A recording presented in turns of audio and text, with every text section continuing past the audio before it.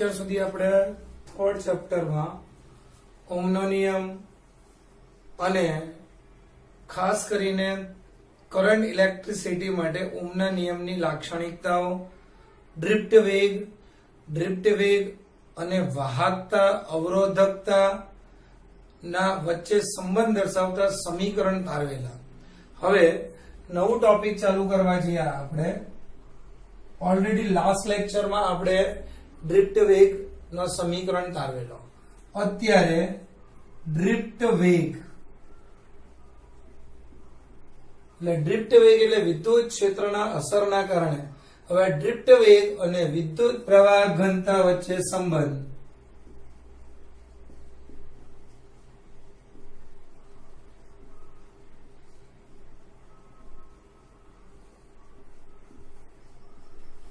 Drift વેગ અને વિદ્યુત પ્રવાહ ઘનતા વચ્ચે સંબંધ લઈએ. સૌથી પહેલા તો ડ્રિફ્ટના કારણે વિદ્યુત ક્ષેત્રને લંબ એવા કોઈ પણ ક્ષેત્રમાંથી વિદ્યુત ભારોનું ચોખ્ખું વહન થાય છે. એના માટે આપણે આ એક નળાકાર પદાર્થ લઈ લઈએ. આ નળાકાર પદાર્થના આડછેદનો ક્ષેત્રફળ કેપિટલ A છે. વિદ્યુત ભારો, જેમાં ઋણ વિદ્યુત ભારોની ગતિ આ બાજુ અને વિદ્યુત ક્ષેત્રની દિશા આ બાજુ. હવે ડેલ્ટા એક્સ સૂક્ષ્મ ભાગ, એટલે ડેલ્ટા એક્સ એટલે જે પણ લંબાઈ એનો સૂક્ષ્મ ભાગ લીધો. એ સૂક્ષ્મ ભાગ delta x is equal two VD into delta T. આ સમીકરણ મળે છે. હવે જોઈએ કઈ રીતે. જો સુવાહકમાં મુક્ત ઇલેક્ટ્રોનની સંખ્યા સ્મોલ n હોય તો ક્ષેત્રફળ કેપિટલ A અને ડેલ્ટા ટી સમયમાં પસાર થતા ઇલેક્ટ્રોનની કુલ સંખ્યા capital N is equal two, ફરી જો ધ્યાનથી સાંભળો. જો સુવાહકમાં મુક્ત ઇલેક્ટ્રોનની સંખ્યા સ્મોલ n હોય અને આડછેદનું ક્ષેત્રફળ કેપિટલ A અને ડેલ્ટા ટી સમયમાં પસાર થતા ઇલેક્ટ્રોનની સંખ્યા સમીકરણ મુજબ capital N is equal two N A VD into delta T. આ ડેલ્ટા ટી સમયગાળામાં પસાર થતા ઇલેક્ટ્રોનની સંખ્યા. હવે જો વિદ્યુત ક્ષેત્ર કેપિટલ E ની દિશામાં કુલ વિદ્યુત ભારનો જથ્થો ડેલ્ટા Q હોય તો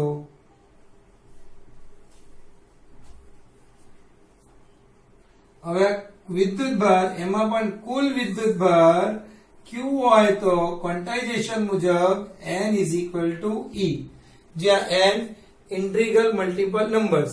પણ હમણાં જ આપણે જોયું સ્મોલ n સંખ્યા લઈએ અને આની જગ્યાએ સ્મોલ n ની જગ્યાએ કેપિટલ N, તો કુલ વિદ્યુત ભાર ઇઝ ઇક્વલ ટુ આ જ સમીકરણ પરથી N A E VD અને VD નહીં માનક સ્વરૂપ ઇન્ટુ ડેલ્ટા ટી કુલ વિદ્યુત ભાર માટે. હવે વિદ્યુત પ્રવાહ અને વિદ્યુત ભાર વચ્ચેના સમીકરણ મુજબ આ સમીકરણ પરથી Q into delta T is equal two N A E VD into delta T. આ સમીકરણમાં આ સમીકરણ પરથી કુલ વિદ્યુત ભાર એટલે Q, એટલે આ Q ની જગ્યાએ IT. કઈ રીતે? તો કે I is equal to Q by T or delta Q by delta T. delta T cancel. આ સમીકરણ પરથી વિદ્યુત પ્રવાહ I is equal to N A E VD આ સમીકરણ મળે છે, જે ડ્રિફ્ટ વેગ અને વિદ્યુત પ્રવાહ વચ્ચેનો સંબંધ દર્શાવે છે. પણ ડ્રિફ્ટ વેગ અને પ્રવાહ ઘનતા વચ્ચે સંબંધ તો આ જ સમીકરણ પરથી I by A is equal to N E VD.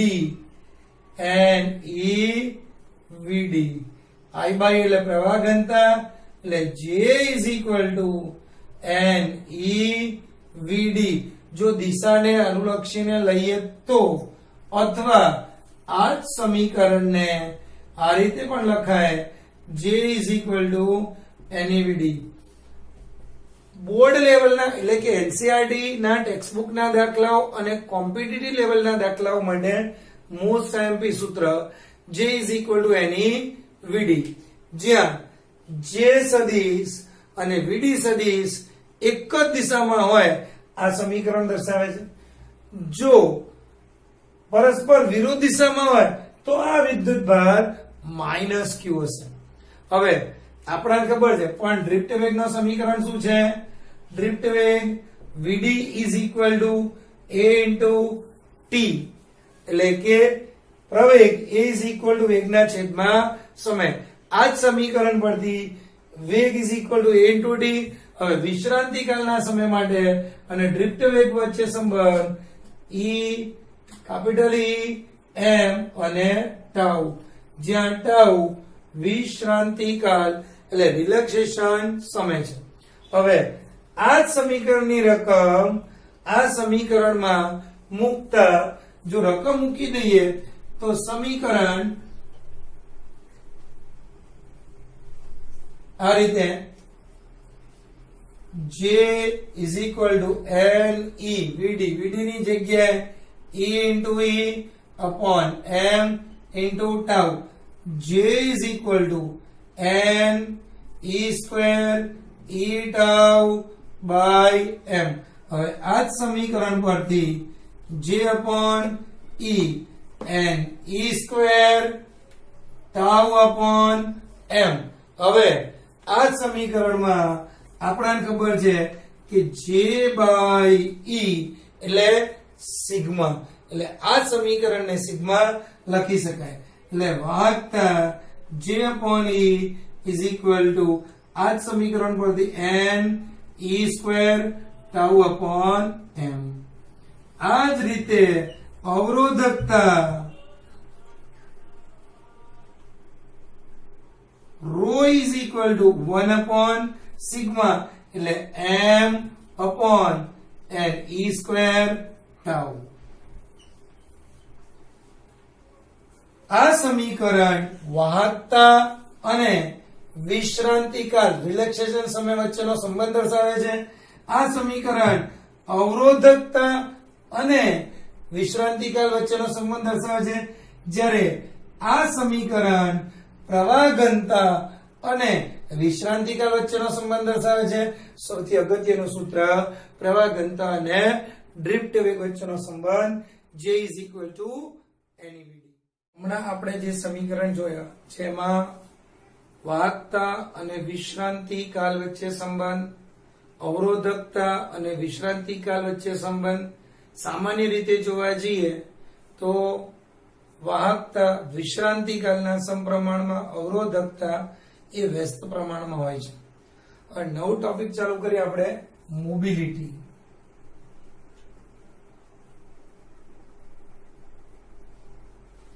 સામાન્ય આ મોબિલિટી ની વાત કરીએ એટલે કે મોબાઈલ વર્ડ આવો કંઈક સમજૂતી સ્પષ્ટ થાય છે, પણ જેના માટે મોબાઈલ વર્ડ્સ આમ કહેવાય કે મોબાઈલ શબ્દ જે છે ને એ મોબિલિટી પરથી આવ્યું છે. સામાન્ય સૌથી પહેલા તો મોબિલિટી શું છે એ જોઈ લઈએ. સૌથી પહેલા તો કોઈ પણ પદાર્થમાં જે વાહકતા હોય એ એમાં રહેલા મુક્ત વિદ્યુત ભારો ગતિશીલ વિદ્યુત ભારોના કારણે હોય છે. એટલે મોબિલિટી એટલે સામાન્ય જોવા જઈએ તો ગતિશીલ, કોઈ પણ ગતિશીલ જે શબ્દ ભૌતિક રાશિની દૃષ્ટિએ જોવા જઈએ તો એ મોબિલિટી સાથે સંકળાયેલો છે. અને આપણે વિદ્યુત પ્રવાહમાં, વિદ્યુત ક્ષેત્રમાં, ઇલેક્ટ્રોસ્ટેટિસ્ટિકમાં મોબિલિટી એટલે વાહકમાં એકમ વિદ્યુત ક્ષેત્ર દીઠ ડ્રિફ્ટ વેગને વિદ્યુત ભાર વાહકની મોબિલિટી કહે છે. ફરી ધ્યાનથી સાંભળજો વિદ્યાર્થીઓ.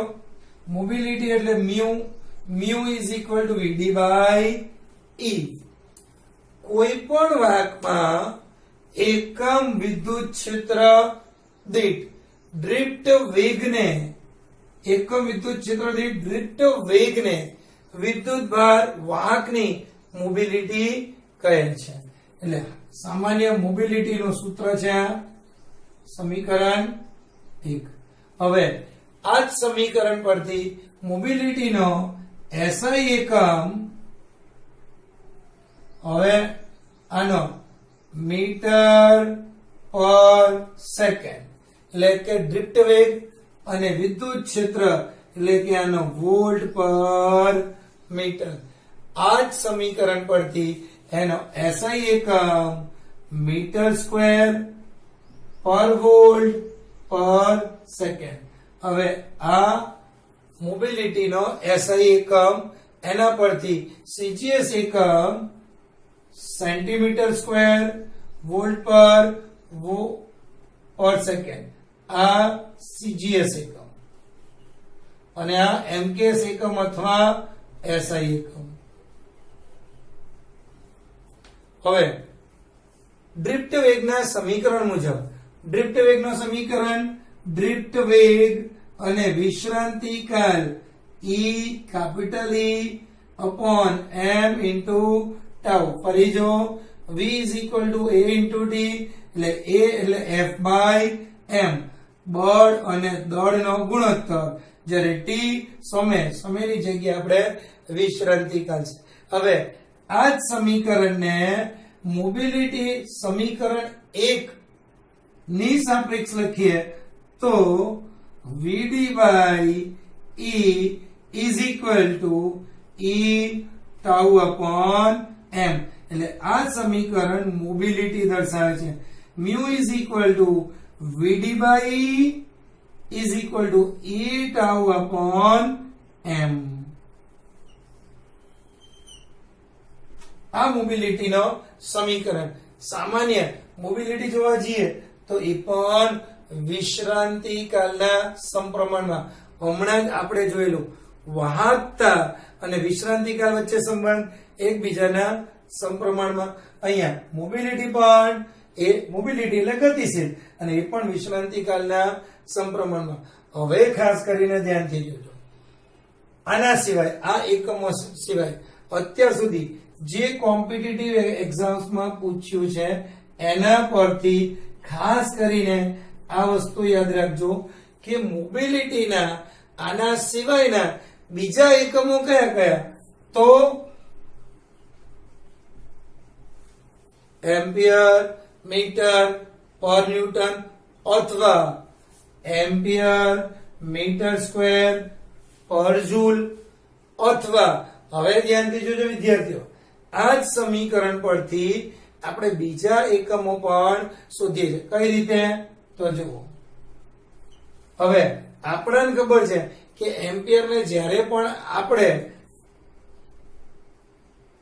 ડાયપોલને અનુલક્ષીને અથવા કુલમને અનુલક્ષીને લઈએ ત્યારે આ રીતે લખી શકાય. હવે મોબિલિટીની વાત કરીએ અથવા અવરોધકતાની વાત કરીએ એના પરથી એના SI એકમો ઓમ મીટર સ્ક્વેર અપોન કુલમ. હવે ઘણીવાર કોમ્પિટિટિવમાં આવા પ્રશ્નો પૂછાય છે કે મોબિલિટી અથવા વાહકતાના એકમો જે પણ ઓપ્શન્સ આપેલા છે કે એમાંથી નથી કાં તો એમાંથી છે. એટલે ખાસ કરીને આ એકમો માટે ધ્યાન રાખો. આને અનુલક્ષીને આપણે પારિમાણિક સૂત્ર પણ મોબિલિટીનું તારવી શકાય. ખાસ કરીને SI એકમ પરથી આના પરથી પારિમાણિક સૂત્ર પણ તારવી શકાય. હવે થર્ડ ચેપ્ટરમાં હવે પછીના જે ટોપિકમાં જોઈએ તો ખાસ કરીને અવરોધ. હવે અવરોધની વાત કરીએ એટલે અવરોધમાં આપણને ખબર છે કે ઓહમના નિયમ મુજબ V is equal to IR, R is equal to V upon I. એટલે V અને I નો ગુણોત્તર અચળ હોય છે જે R જે છે, પણ એ પણ માત્ર અને માત્ર સુવાહક માટે જ. આ ખાસ કરીને યાદ રાખજો. હવે અવરોધના સામાન્ય રીતે જોવા જઈએ તો બે પ્રકાર છે. સૌથી પહેલા વાયર વાઉન્ડ અવરોધ. હવે વાયર વાઉન્ડ અવરોધ એટલે કોઈ પણ પદાર્થ પર વાયર વીંટાળવામાં આવે બનતી રચના જે છે એ વાયર વાઉન્ડ અવરોધ તરીકે ઓળખાય છે. આમાં મેંગેનીઝ, ટંગસ્ટન અને નિક્રોમ ધાતુનો ઉપયોગ થાય છે. બીજો પ્રકાર અવરોધનો કાર્બન અવરોધ, જે અત્યારે 12માં એનસીઆરટી મુજબ અને કોમ્પિટિટિવ મુજબ પણ અગત્યનું છે. હવે કાર્બન અવરોધ એ કાર્બનથી બનેલું છે. હવે એ વાયર બાઉન્ડ અવરોધ કરતા સસ્તું અને ઝડપથી તૈયાર થઈ શકે છે. હવે સામાન્ય આપણે દરેક ઇલેક્ટ્રોનિક ઉપકરણમાં કાર્બન અવરોધનો ઉપયોગ કર્યો છે. એનું મૂલ્ય 1 ઓહ્મ થી માંડીને 100 મેગા ઓહ્મ ની વચ્ચે હોય છે. એટલે કોઈ પણ ઉપકરણ માટે 1 ઓહ્મ થી માંડીને 100 મેગા ઓહ્મ ની વચ્ચેના અવરોધને આપણે ઉપયોગમાં લઈ શકીએ. પણ આ કાર્બન અવરોધ એક કલર કોડ પર આધારિત છે. કલર કોડ એટલે કે દરેક રંગને અનુલક્ષીને એક મૂલ્ય નિર્ધારિત કરેલું છે, એક સ્ટેન્ડર્ડ ફોર્મેટ છે. એના આધારે આપણે કાર્બન અવરોધનું મૂલ્ય શોધી શકાય છે.